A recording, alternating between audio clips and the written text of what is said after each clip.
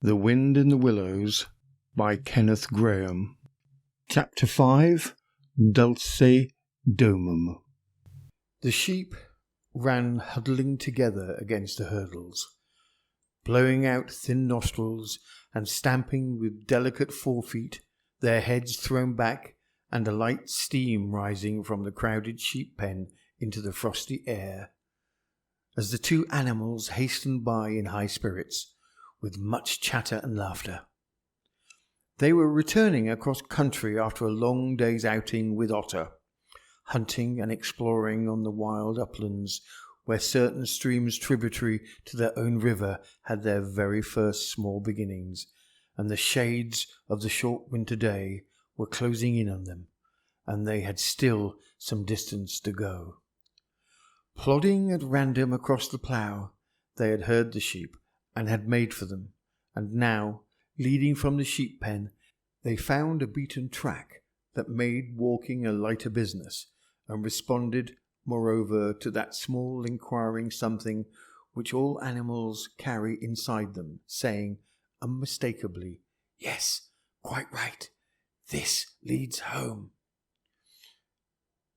"It looks as if we're coming to a village," said the mole, somewhat dubiously, slackening his pace, as the track that had in time become a path and then had developed into a lane and now handed them over to the charge of a well-metalled road.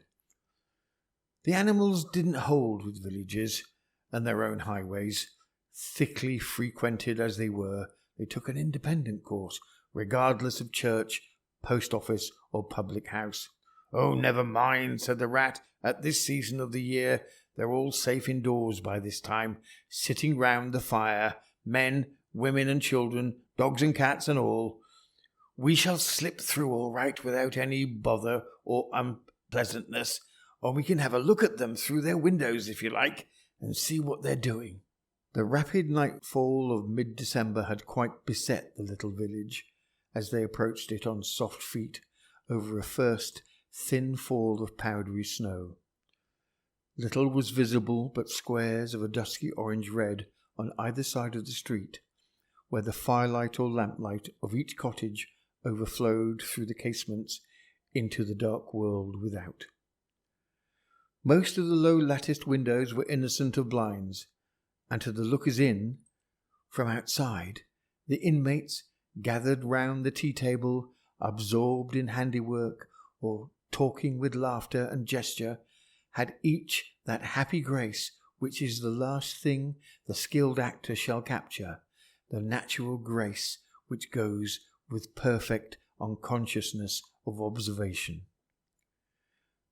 Moving at will from one theatre to the other, the two spectators, so far from home themselves, had something of wistfulness in their eyes as they watched a cat being stroked, a sleepy child picked up and huddled off to bed, a tired man stretch and knock out his pipe on the end of a smouldering log. But it was from one little window with its blind drawn down, a mere blank transparency on the night, that the sense of home and the little curtain-walled within walls, the larger stressful world of outside, nature shut out and forgotten, most pulsated. Close against the white blind hung a birdcage, clearly silhouetted, every wire, perch, and appurtenance distinct and recognizable. Even to yesterday's dull-edged lump of sugar on the middle perch, the fluffy occupant, head tucked well into the feathers, seemed so near to them as to be easily stroked, had they tried. Even the delicate tips of his plumped-out plumage penciled plainly on the illuminated screen. As they looked, the sleepy little fellow stirred uneasily, woke, shook himself and raised his head. They could see the gape of his tiny beak as he yawned into a bored sort of way, looked round, and then settled his head back into his feathers, while the ruffled feathers gradually subsided into perfect stillness. Then a gust of bitter wind took them in the back of the neck, a small sting of frozen sleet on their skin woke them as from a dream, and they knew their toes to be cold and their legs tired, and their own home distant a weary way. Once beyond the village, where the cottages ceased abruptly on either side of the road, they could smell through the darkness the friendly fields again, and they braced themselves for the last long stretch, the home stretch, the stretch that we know is bound to end sometime in the rattle of the door latch and the sudden firelight and the sight of familiar things greeting us as long absent travellers from far oversea. They plodded along steadily and silently, each of them thinking his own thoughts. The moles ran a good deal on supper, as it was pitch dark, and it was all a strange country for him as far as he knew, and he was following obediently in the wake of the rat, leaving the guidance entirely to him. As for the rat, he was walking a little way ahead, as was his habit, his shoulders humped, his eyes fixed on the straight great road in front, so he didn't notice poor Mole when suddenly the summons reached him and took him like an electric shock. We others, who have long lost the more subtle of the physical senses, have not even proper terms to express an animal's intercommunications with his surroundings, living or otherwise, and have only the word smell, for instance, to include the whole range of delicate thrills which murmur in the nose of the animal night and day, summoning, warning, exciting, repelling. It was one of those mysterious fairy calls from out the void that suddenly reached Mole in the darkness, making him tingle through and through with its very familiar appeal, even while yet he could not clearly remember what it was. He stopped dead in his tracks, his nose searching hither and thither in its efforts to recapture the fine filament, the telegraphic current that had so strongly moved him. A moment, and he had caught it again, and with it this time came recollection in fullest flood. Home! That's what they meant. Those caressing appeals, those soft touches wafted through the air, those invisible little hands pulling and tugging all one way. Why, it must be quite close by him at that moment, his old home that he had hurriedly forsaken and never sought again, that day when he first found the river. And now it was sending out its scouts and its messengers to capture him and bring him in. Since his escape on that bright morning, he had hardly given it a thought, so absorbed had he been in his new life and all of its pleasures, its surprises, its fresh and captivating experiences. Now, with a rush of old memories, how clearly it stood up before him in the darkness, shabby indeed, and small and poorly furnished, and yet his, the home he had made for himself, the home he had been so happy to get back to after his day's work, and the home had been happy with him too, evidently, and was missing him, and wanted him back, and was telling him so through his nose, sorrowfully, reproachfully, but no bitterness or anger, only with plaintive reminder that it was there and wanted him. The call was clear, the summons was plain. He must obey it instantly and go. "Ratty," he called, full of joyful excitement. "Hold on, come back, I want you quick." "Oh, come along, Mole, do," replied the rat cheerfully, still plodding along. "Please stop, Ratty," pleaded the Mole in an anguish of heart. "You don't understand. It's my home, my old home. I've just come across the smell of it, and it's close by here, really quite close, and I must go to it. I must. Oh, come back, Ratty, please come back." The rat was by this time very far ahead, too far to hear clearly what the Mole was calling, too far to catch the sharp note of painful appeal in his voice, and he was much too taken up with the weather, for he too could smell something suspiciously like approaching snow.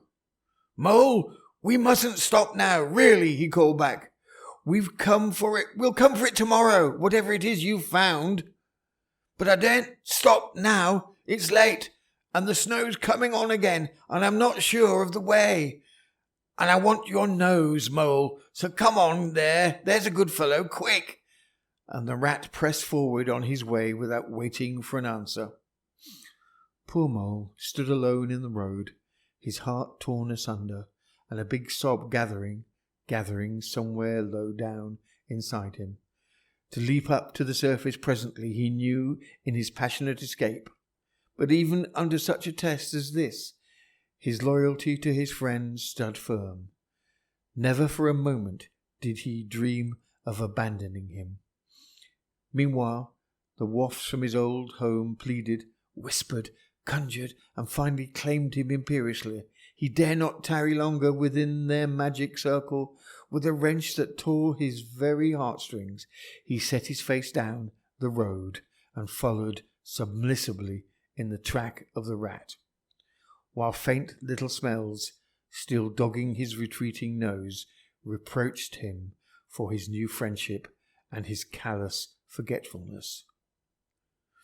With an effort, he caught up to the unsuspecting rat, who began chattering cheerfully about what they would do when they got back, and how jolly a fire of logs in the parlour would be, and what a supper he meant to eat, never noticing his companion's silence and distressful state of mind. At last, however, when they had gone some considerable way further, they were passing some tree stumps at the edge of a copse that bordered the road. He stopped and said kindly, "Look here, Mole, old chap, you seem dead tired, no talk left in you, and your feet dragging like lead. We'll sit down here for a minute and rest. The snow has held off so far, and the best part of our journey is over."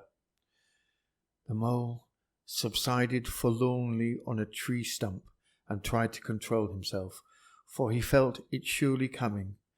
The sob he had fought so long refused to be beaten.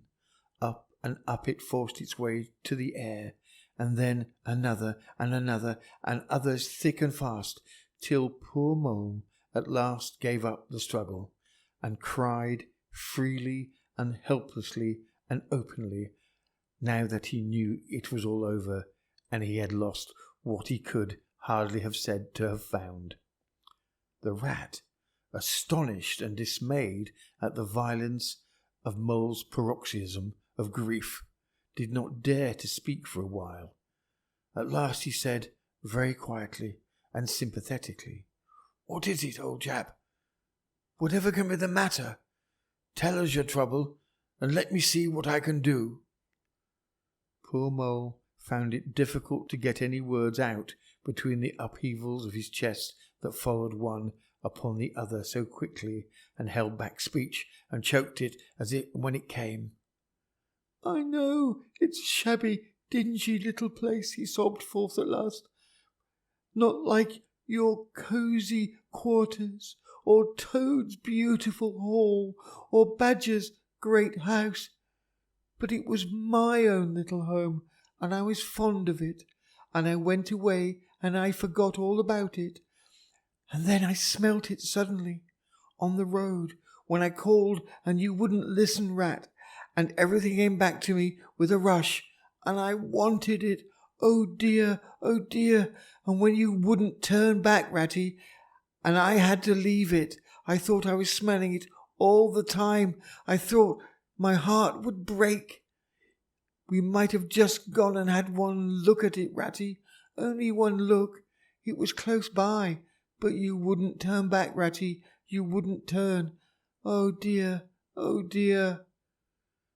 Recollection brought fresh waves of sorrow, and sobs again took full charge of him, preventing further speech. The rat stared straight in front of him, saying nothing, only patting Mole gently on the shoulder. After a time he muttered gloomily, "I see it all now. What a pig! I have been. A pig. That's me. Just a pig. A plain pig. He waited till Mole's sobs became gradually less stormy and more rhythmical. He waited till at last the sniffs were frequent and the sobs only intermittent. Then he rose from his seat and, remarking carelessly, "Well now, we'd better really be getting on, old chap," set off up the road again over the toilsome way they had come. "Oh, wherever are you going to, Ratty?" cried the tearful Mole, looking up in alarm.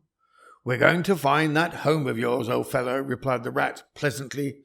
"So you better come along for it. You'll take some finding, and we shall want your nose." "Oh, come back, Ratty, do," cried the Mole, getting up and hurrying after him. "It's no good, I tell you. It's too late and too dark, and the place is too far off, and the snow's coming, and I never meant to let you know I was feeling that way about it. It was all an accident and mistake. And think of Riverbank and your supper."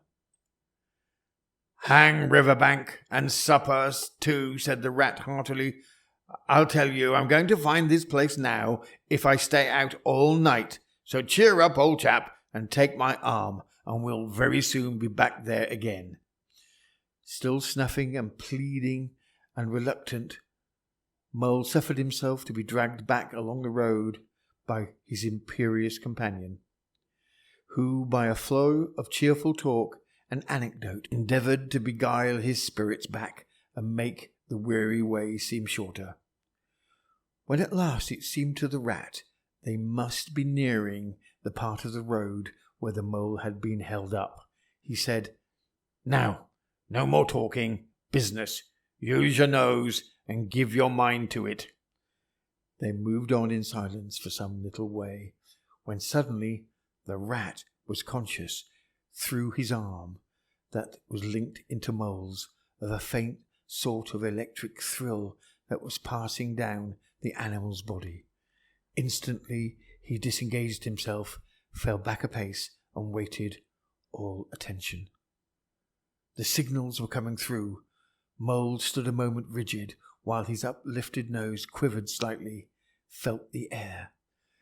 Then a short, quick run forward, a fault, a check, a try back, and then a slow, steady, confident advance.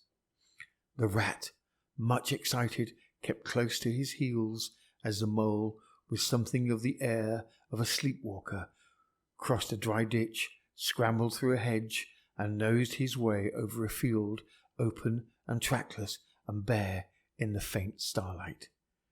Suddenly, without giving warning, he dived. But the Rat was on the alert and promptly followed him down the tunnel to which his unerring nose had faithfully led him.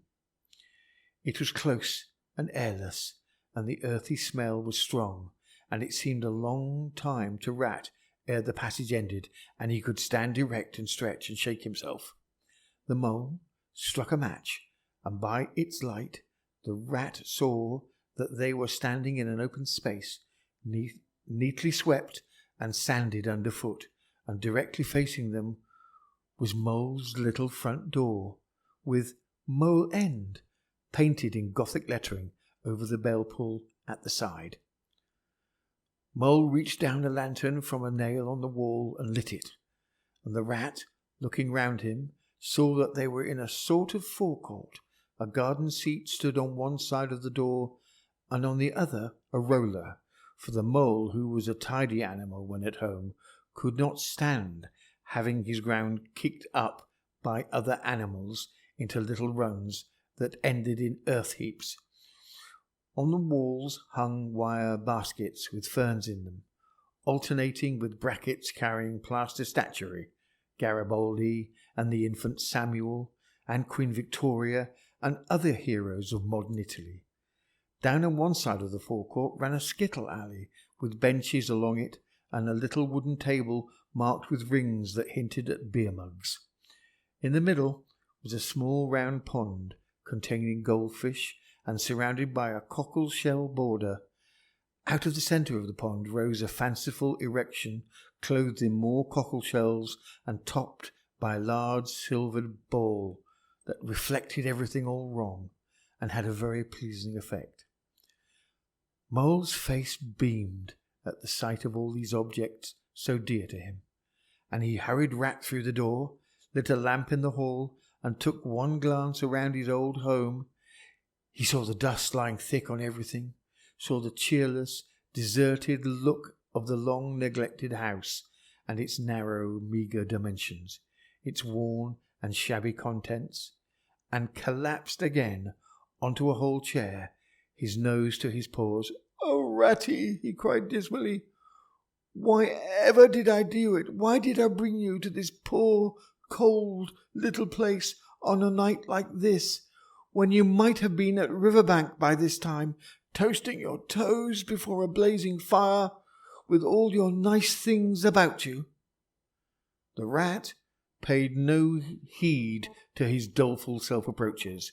He was running here and there, opening doors, inspecting rooms and cupboards, and lighting lamps and candles, and sticking them up everywhere. "What a capital little house this is," the Rat called out cheerily. "Oh, so compact, so well planned, everything here and everything in its place.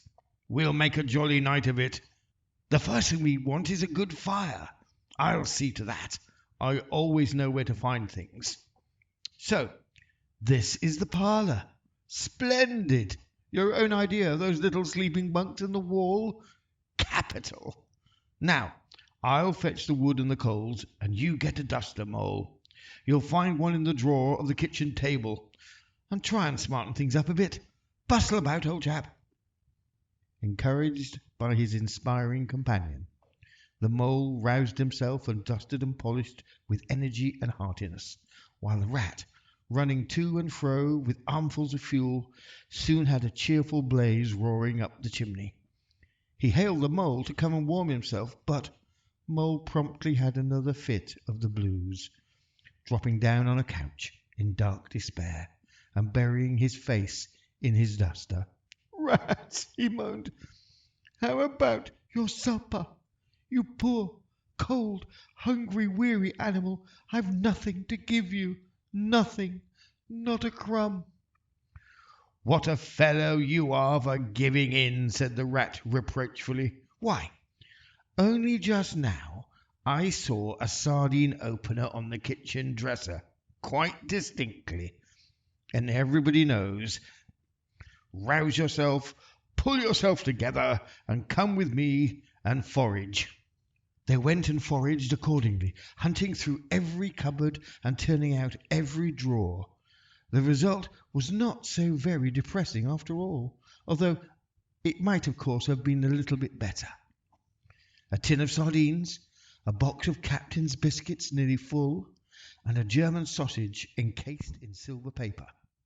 "There's a banquet for you," observed the Rat as he arranged the table. "I know some animals who would give their ears to be sitting down to supper with us tonight."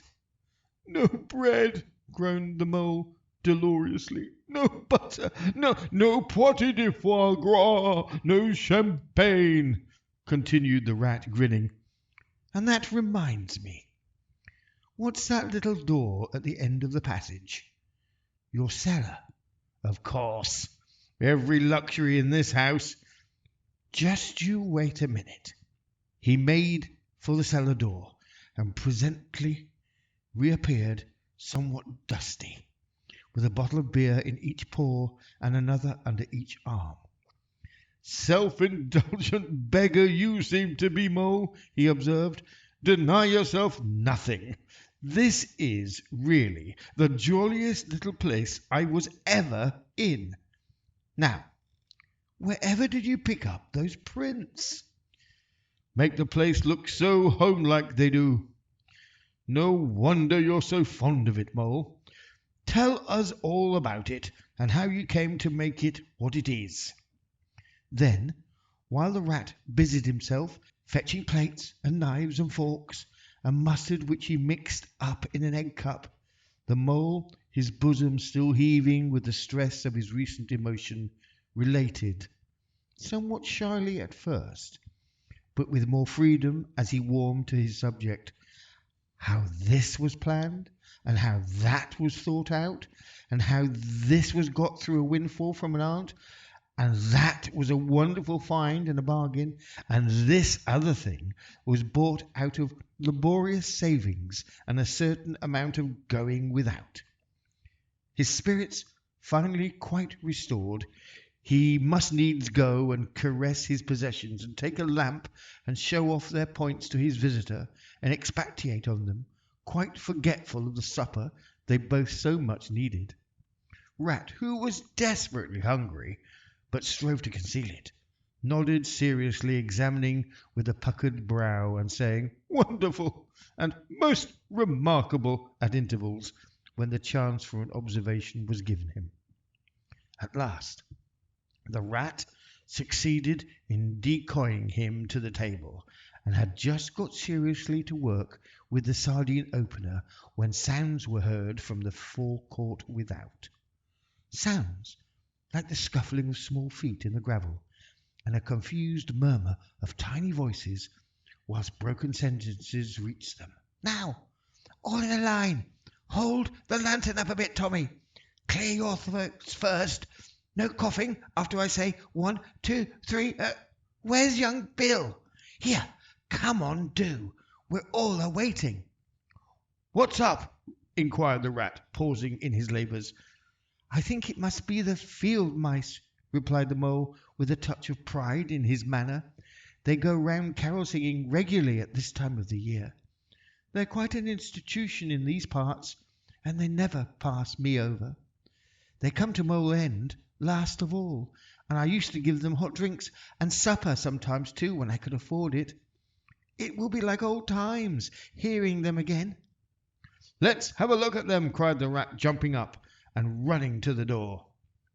It was a pretty sight, and a seasonal one, that met their eyes when they flung the door open. In the forecourt, lit by the dim rays of a horn lantern, some 8 or 10 little field mice stood in a semicircle, red worsted comforters round their throats, their forepaws thrust deep into their pockets, their feet jiggling for warmth. With bright, beady eyes, they glanced shyly at each other, sniggering a little, sniffing, and applying coat sleeves a good deal. And as the door opened, one of the elder ones that carried the lantern was just saying, Now then, 1, 2, 3.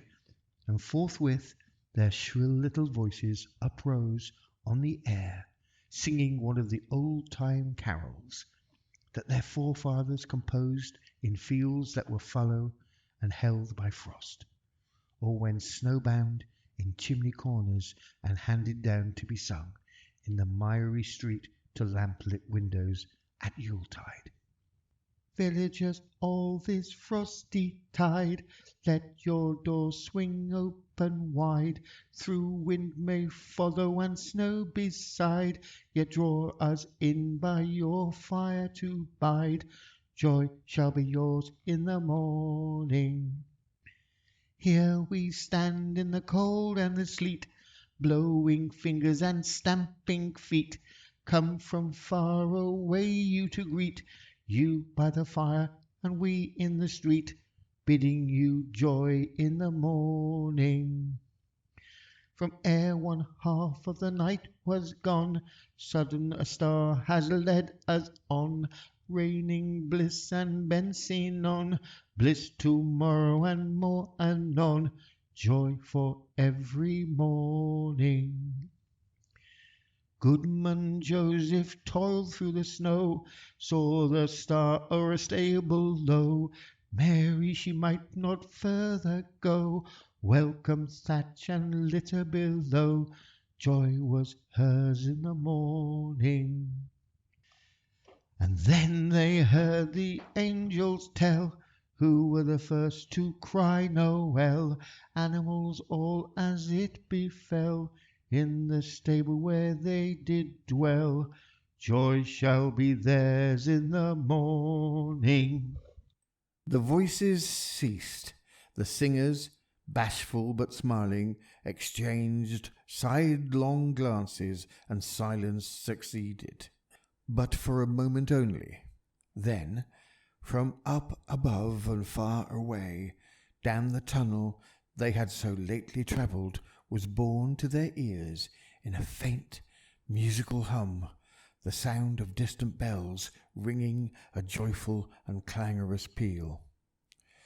"Very well sung, boys," cried the rat heartily. "And now, come along in, all of you, and warm yourselves by the fire and have something hot." "Yes, come along, field mice," cried the mole eagerly. "This is quite like old times. Shut the door after you. Pull up that settle to the fire. Now, you just wait a minute while we—" "Oh, Ratty!" he cried in despair, plumping down on a seat with tears impending. "Whatever are we doing? We've nothing to give them." "You leave all that to me," said the masterful rat. "Here, you with the lantern, come over this way. I want to talk to you. Now, tell me, are there any shops open at this hour of the night?" "Why, certainly, sir," replied the field mouse respectfully. "At this time of the year, our shops keep open to all sorts of hours." "Then look here," said the rat.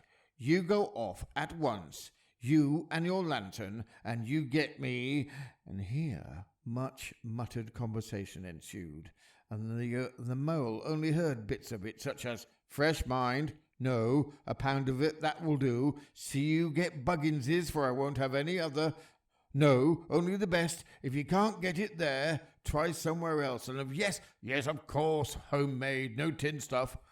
"Well then, do the best you can." And finally, there was a chink of coin passing from paw to paw. The field mouse was provided with an ample basket for his purchases, and off he hurried, he and his lantern. The rest of the field mice perched in a row on the settle, their small legs swinging, gave themselves up to enjoyment of the fire, and toasted their chilblains till they tingled, while the mole, failing to draw them into easy conversation, plunged into family history and made each of them recite the names of his numerous brothers, who were too young, it appeared, to be allowed to go out a-carolling this year, but looked forward very shortly to winning the parental consent. The rat, meanwhile, was busy examining the label on one of the beer bottles, and he said, "Oh, I perceive this to be old Burton," he remarked approvingly. "Sensible mole, the very thing. Now we shall be able to mull some ale. Get the things ready, mole, while I draw the corks." It didn't take long to prepare the brew, and thrust the tin heater well into the red heart of the fire, and soon every field mouse was sipping and coughing and choking, for a little mulled ale goes a long way, and wiping his eyes and laughing and forgetting he had ever been cold in all his life. "They act plays, too, these fellows," said the mole, explaining to the rat. "Make them up all by themselves and act them afterwards, and very well they do it. They gave us a capital one last year, about a field mouse who was captured at sea by a Barbary corsair and made to row in a galley, and when he escaped and got home, his lady-love had gone into a convent. Here, you were in it, I remember. Get up and recite a bit." The field mouse addressed got up on his legs, giggled shyly, looked around the room, and remained absolutely tongue-tied. His comrades cheered him on, Mole coaxed and encouraged him, and the rat went so far as to take him by the shoulders and shake him, but nothing could overcome his stage fright. They were all busily engaged on him like a waterman applying the Royal Humane Society's regulations to a case of long submersion. When the latch clicked, the door opened, and the field mouse with the lantern reappeared, staggering under the weight of his basket. There was no more talk of play-acting once the very real and solid contents of the basket had been tumbled out onto the table. Under the generalship of Rat, everybody was set to do something or to fetch something. In a very few minutes supper was ready, and Mole, as he took the head of the table in a sort of a dream, saw a lately barren board set thick with savoury comforts, saw his little friends' faces brighten and beam as they fell to do without delay, and then let themselves loose, for he was famished indeed, on the provender so magically provided, thinking what a happy homecoming this had turned out after all. And as they ate, they talked of old times, and the field mice gave him the local gossip up to date, and answered as well as they could the 100 questions he had to ask them. The rat said little or nothing, only taking care that each guest had what he wanted and plenty of it, and the mole had no trouble or anxiety about anything. They clattered off at last, very grateful and showering wishes of the season, with their jackets stuffed with remembrances for the small brothers and sisters at home. When the door had closed on the last of them, and the chink of the lanterns had died away, Mole and Rat kicked the fire up, drew their chairs in, brewed themselves a last nightcap of mulled ale, and discussed the events of the long day. And at last Rat, with a tremendous yawn, said, "Mole, old chap, I'm ready to drop. Sleepy is simply not the word." "That your own bunk over there on that side? Very well then, I'll take this. What a ripping little house this is. Everything so handy." He clambered into his bunk and rolled himself well up in the blankets, and slumber gathered him forthwith, as a swathe of barley is folded into the arms of the reaping machine. The weary mole also was glad to turn in without delay, and soon had his head on his pillow in great joy and contentment. But ere he closed his eyes, he let them wander around his old room, mellow in the glow of the firelight that played or rested on a familiar and friendly things which had long been unconsciously a part of him, and now received him back without rancour. He was now in just the frame of mind that the tactful rat had quietly worked to bring about in him. He saw clearly how plain and simple, how narrow even, but clearly too how much it all meant to him, and the special value of some such anchor in one's existence.